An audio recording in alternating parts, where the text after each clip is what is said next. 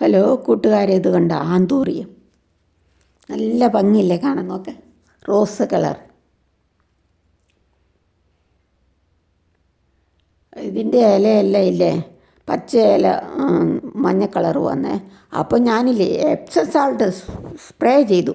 അപ്പോഴല്ലേ നല്ല പച്ച കളർ വന്നു. കണ്ടോ? ചുവപ്പ് കളറും ഉണ്ട്, റോസ് കളറും ഉണ്ട്. ചുവപ്പ് കളറ് ഇതുവരെയും പൂ വിരിഞ്ഞിട്ടില്ലേ. കണ്ടോ? റോസ് നല്ല രസമല്ലേ. 1 മാസത്തോളമൊക്കെ ഇതിൻ്റെ പൂ നിൽക്കും കൂട്ടുകാരെ. നോക്ക്, നല്ല പ്ലാസ്റ്റിക് പൂ പോലല്ലേ. ചുവട്ടിൽ മണലിട്ട് കൊടുക്കണം, അപ്പം ധാരാളം തൈകളുണ്ടാവും. മണലില്ലെങ്കിലേ പാറപ്പൊടിയാണേലും മതി കേട്ടോ. എന്ത് രസമാണ് കാണല്ലേ. ഇളം റോസ് കളറാണ്, നല്ല രസമാണ്.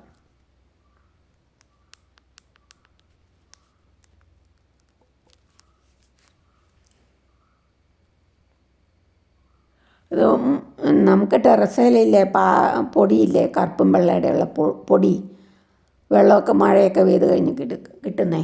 ആ പൊടി ഇട്ടെങ്കിലേ പെട്ടെന്ന് വളരും, നല്ല നല്ല പൂവുണ്ടാവും. അതുകൊണ്ട് നല്ല പച്ചപ്പ് ഇലക്കല്ലേ, നല്ല തിളക്കം, പ്ലാസ്റ്റിക് ഇല പോലെ. ഇതിന് ചിലരില്ലേ ആനച്ചെവീൻ ആന്തൂറി എന്ന് പറയും. നല്ല മുഴുത്ത ഇലയല്ലേ, ആനച്ചെവിയുടെ പോലെ. അതുകൊണ്ട് ആനച്ചെവീൻ ആന്തൂറി എന്നൊക്കെ പറയും. ഇതിനധികം വെയിൽ വേണ്ട കേട്ടോ കൂട്ടുകാരെ. വെയിലത്ത് വെച്ചാലില്ലേ ഇലയെല്ലാം പൊള്ളിപ്പോവും. ഞാനിത് എനിക്കറിയത്തില്ല, അത് വെയിലത്ത് കൊണ്ട് വെച്ചു. നോക്കി എത്ര തൈകളാന്ന് നോക്കിയേ കൂട്ടുകാരെ. മണലിട്ട് കൊടുക്കണം, അപ്പം ധാരാളം തൈകളുണ്ടാവും. ഉണ്ടോ? നല്ല രസമല്ലേ കാണാൻ.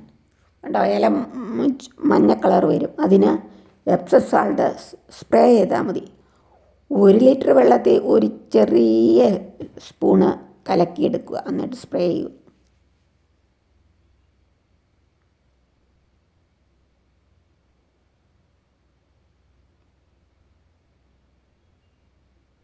നല്ല ഭംഗിയുണ്ട് കാണാനല്ലേ.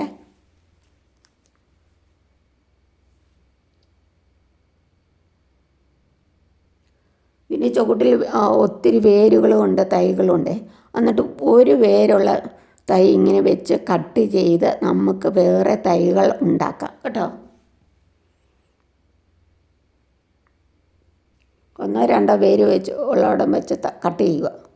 കട്ട് ചെയ്തിട്ടില്ലേ അത് നട്ട് വെച്ച വേറെ തൈകളായി. അങ്ങനെ ഒത്തിരി തൈകളുണ്ടാക്കാം.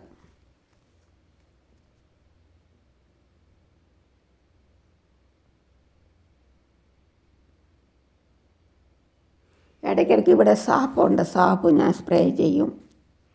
എപ്സം സാൾട്ട് സ്പ്രേ ചെയ്തും. ചാണകപ്പൊടി ഇട്ട് കൊടുക്കും. ചാണകപ്പൊടി, കടലപ്പിണ്ണാക്കും, വേപ്പും പിണ്ണാക്കും എല്ലാം കൂടെ മിക്സ് ചെയ്തേ.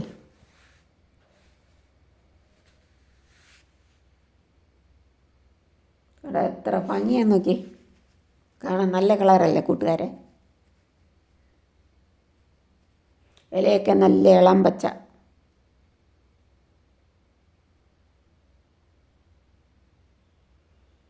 തൈകളൊക്കെ വളർന്നു വരുന്നുണ്ട്. ഒരു ചെടിയുള്ള ഞാനിപ്പോൾ ഇഷ്ടം പോലെ തൈകളുണ്ടാക്കി മാറ്റി മാറ്റി നട്ടേ. നടുമ്പോൾ ഇല്ലേ മണ്ണൊന്നും അധികം വേണ്ട എൻ്റെ കൂട്ടുകാരെ. ചകിരിത്തൊണ്ട്, കരിക്കട്ട ഇതൊക്കെ കൂട്ടിയാണ് നടുന്നത്. കേട്ടോ? പാറപ്പൊടിയില്ല, ടെറസിലുള്ള പൊടി, പാറപ്പൊടി പോലെ തോന്നും കേട്ടോ. അതും കരിക്കട്ടയും ചകിരിയെല്ലാം വെച്ചാണ് ഞാൻ നട്ടേക്കുന്നത്. അധികം മണ്ണൊന്നും ഉപയോഗിച്ചില്ല. പെടന്ന് തിരിക്കാൻ വേണ്ടി ഒരിച്ചിരി മണ്ണ്, നേരെ നിൽക്കാൻ വേണ്ടി മാത്രം ഒരിച്ചിരി മണ്ണ്. ബാക്കിയെല്ലാം കരിക്കട്ടയും ചകിരിയെല്ലാം വെച്ചാണ് നട്ടത്. മണ്ണിന് പകരം ലേശം മണലിട്ടാലും മതി. കണ്ടോ? കരിക്കട്ടയൊക്കെ കിടക്കുന്നതുണ്ടോ? പിന്നെ കരിയില പൊടിച്ചത് ഇട്ടു കേട്ടോ, കരിയില പൊടിച്ചത്.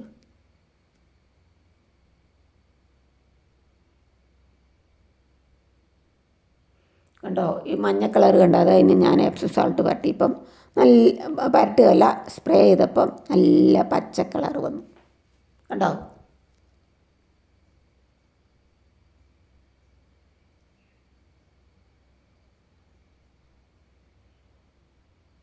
വേറെ തൈകളൊക്കെ ഉണ്ടായി വരുന്ന കണ്ടപ്പം കണ്ടോ, മുളച്ച് വരുന്ന കണ്ടോ കൂട്ടുകാരെ.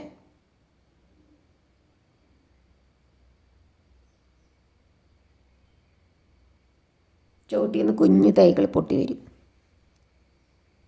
കേട്ടോ. നല്ല കളറല്ലേ ഇലയ്ക്ക്, തളിരിലയ്ക്കൊക്കെ നല്ല കളറാണ്.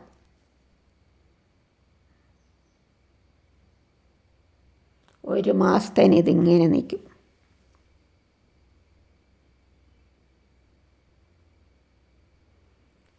ഞാനിങ്ങനെ വെയിൽ വേണമെന്ന് ഓർത്തുകൊണ്ട് വെയിലത്ത് കൊണ്ടുപോയി വെച്ചു.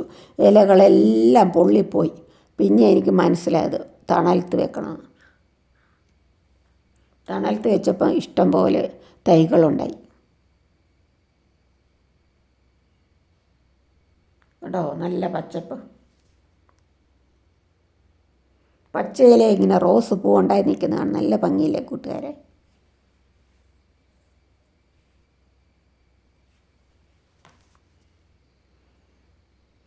അരി കഴുകിയ വെള്ളമൊക്കെ ഒഴിക്കും, കഞ്ഞിവെള്ളം ഡൈല്യൂട്ട് ചെയ്ത്.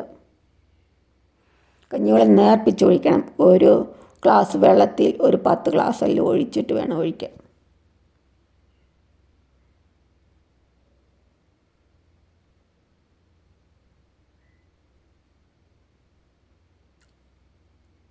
കണ്ടോ എത്ര രസമാണെന്ന് നോക്കി കാണാൻ.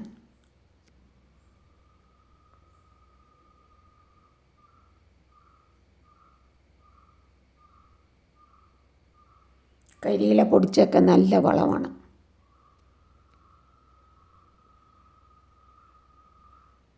വേനയ്ക്ക് വെറുതെ അടിച്ച് വാരിക്കളയാണ്, കരിയില പൊടിച്ചിട്ടാൽ മതി. വെയിലത്ത് ഇടുമ്പോൾ ഉണങ്ങല്ലേ. കയ്യിലിട്ട് ഉണങ്ങിക്കഴിഞ്ഞാൽ വേനക്കില്ലേ, അത് കയ്യിലിട്ട് ഞെരട്ടിയാൽ തന്നെ നല്ലപോലെ പൊടിയും. താങ്ക് യു കൂട്ടുകാർ, സബ്സ്ക്രൈബ് ചെയ്യുക.